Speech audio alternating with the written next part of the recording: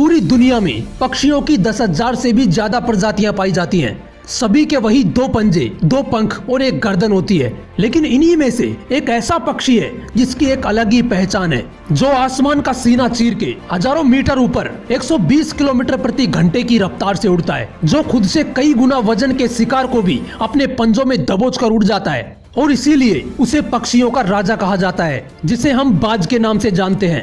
और एक बाज इतना ऊंचा मुकाम हासिल करता है अपनी ट्रेनिंग और अपने पुनर्जन्म की वजह से। अगर आप भी बाज की तरह इस दुनिया में एक मुकाम हासिल करना चाहते हैं तो एक बाज के बाज बनने का पूरा सफर आपको जानना बहुत जरूरी है, क्योंकि 25 से 30 की उम्र में आने के बाद भी लोगों को रिस्क लेने से डर लगता है। लेकिन एक बाज के जीवन की शुरुआत ही रिस्क से होती है। जिस उम्र में बाकी पक्षियों के बच्चे सिर्फ चिचियाना सीखते हैं, उस उम्र में एक मादा बाज अपने बच्चे को पंजों में दबोचकर हजारों मीटर ऊपर आसमान की ऊंचाइयों में उड़ जाती है, उसे ये बताने के लिए कि तेरा जन्म आसमान का सीना चीर के सबसे ऊपर उड़ने के लिए हुआ है। तेरा जन्म पक्षियों का बादशाह बनने के लिए हुआ है।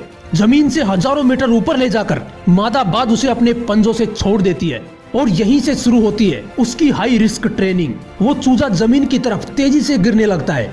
थोड़ा नीचे आता है तो उसके पंख खुलने लगते हैं। नीचे आते आते वो अपने पंख फड़फड़ाने लगता है, लेकिन वो अभी तक उड़ना नहीं सीखा है। वो जमीन से कुछ ही मीटर ऊपर होता है। ऐसा लगता है कि कुछ ही सेकंड्स में इसका जीवन समाप्त हो जाएगा। लेकिन अचानक एक पंजा उसे अपनी गिरफ्त में लेता है और वापस आसमान में उड़ जाता है। वो पंजा होता है उसकी माँ का, जो उसके पीछे उड़ रही थी। उसकी ये ट्रेनिंग तब तक चलती रहती है जब तक वो उड़ना नहीं सीख जाता। इतनी हाई रिस्क ट्रेनिंग होने के बाद इस दुनिया को एक बाज मिलता है। बारिश के वक्त जब सारे पक्षी आश्रय की तलाश करते हैं, तब यही बाज बादलों से ऊपर उड़ता है। एक बाज की उम्र लगभग 70 साल होती है। जब वह 40 साल का होता है तो एक परेशानी उसकी जिंदगी में मौत बनकर आती है, जो आपके परेशानियों की तुलना में बहुत बड़ी होती है। क्योंकि 40 साल की उम्र में बाज की चोंच इतनी मुड़ जाती है कि उसे शिकार निगलने में बहुत परेशानी होती है।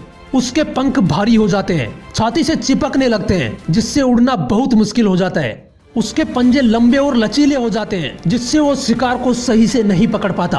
अब उस बाज के पास सिर्फ 3 रास्ते होते हैं। पहला, वो अपना शरीर त्याग सकता है। दूसरा, गिद्ध की तरह छोड़े हुए भोजन पर निर्भर हो जाए। और तीसरा, सबसे कठिन और पीड़ादायक रास्ता, अपने आप को पुनः स्थापित करने का, फिर से आसमान का सीना चीर के उड़ने का। और वो इसी तीसरे रास्ते को चुनता है और अपने पास की सबसे ऊंची चोटी पर पहुंच जाता है। वहां पर अपना घोंसला बनाता है और फिर शुरू होता है परेशानियों को जड़ से उखाड़कर फिर आसमान में उड़ने का सफर। वो अपनी चोंच को एक चट्टान पर मार मार कर तोड़ देता है, लहूलुहान हो जाता है और इंतजार करता है फिर से नई चोंच उगाने का। उसके बाद अपनी नई चोंच से अपने ही पंजों को काट देता है और फिर इंतजार करता है पंजों के उगाने का। उसके बाद वो अपने एक एक पंख को अपने शरीर से अलग करता है और फिर इंतजार करता है नए पंख उगाने का। और इस प्रक्रिया में उसे समय लगता है पूरे 5 महीने का। इन 5 महीनों की कड़ी तपस्या से एक बाज का पुनर्जन्म होता है। वो फिर से तैयार हो जाता है आसमान का सीना चीर के उड़ने के लिए। जो 3 रास्ते बाज के पास थे, वही 3 रास्ते आपके पास भी होते हैं। लेकिन कुछ लोग पहले रास्ते को चुनते हैं और परेशानियों के बोझ तले दबकर सुसाइड कर लेते हैं। ज्यादातर लोग दूसरे रास्ते को चुनते हैं। वो परेशानियों का बोझ पड़ते ही अपने लक्ष्य को छोड़कर एक नॉर्मल लाइफ जीने लगते हैं। और कुछ वो लोग भी होते हैं जो इन परेशानियों को लात मारकर अपनी मेहनत के दम पर बाज की तरह आसमान की बुलंदियों को छूते हैं। दोस्तों, बाज की ये ट्रेनिंग हमें एक बहुत बड़ी सीख देती है कि अगर रिस्क लेना पड़े तो लो, लेकिन अपने फील्ड में अपने आप को इतना ट्रेन कर लो कि उस फील्ड में आपसे ऊपर उड़ने के बारे में सोचकर ही लोगों के पसीने छूट जाएं।